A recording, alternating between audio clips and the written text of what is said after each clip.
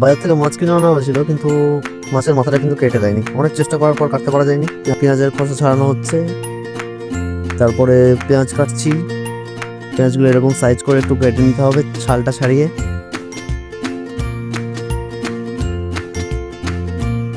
আর আলুর জামা কাপড় খুলিয়ে একটু চান করিয়ে নিয়ে এরকম ভাবে চৌকো চৌকো করে কেটে ফেলতে হবে। তারপরে মাছের মধ্যে পরিমাণ মতো নুন, অল্প হলুদ দিয়ে ভালোভাবে মাখতে হবে মাছটাকে।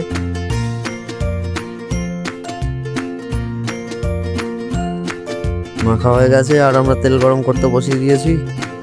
মাছ পড়ে গেল তেলে, ভাজা চলছে।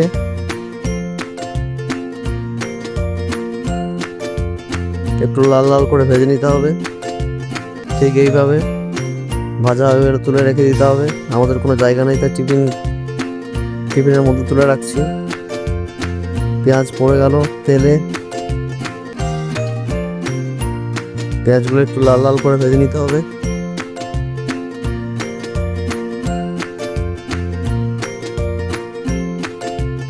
পেঁয়াজে তেল ছেড়ে দিয়েছে। এই সময় আমরা একটু পরিমাণ মতো নুন দিয়ে দেবো আর একটু নাড়াচাড়া করবো।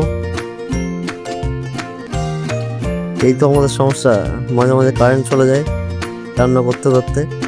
তারপরে পরিমাণ মতন আমরা আদা রসুনের পেস্ট দিয়ে দিই আর একটু নাড়াচাড়া করবো। তারপরে আমাদের আলু, সেই কাটা আলুগুলো দিয়ে দিতে হবে আর কষতে হবে তেলের মধ্যে।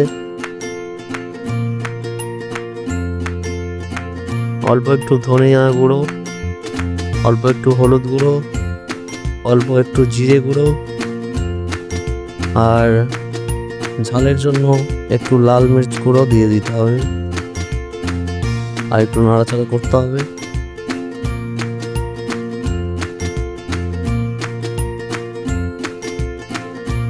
আর অল্প জল দিয়ে আবার কষতে হবে, একটু ভালো করেই কষতে হবে, তাছাড়া মশলার কাঁচা গন্ধ উঠবে।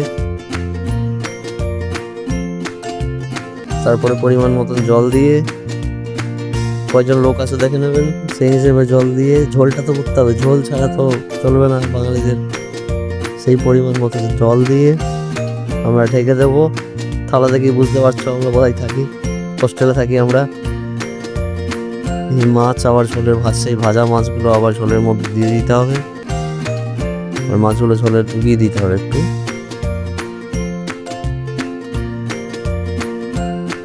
এই আমাদের মাছের ঝোল রেডি। ও অসাধারণ।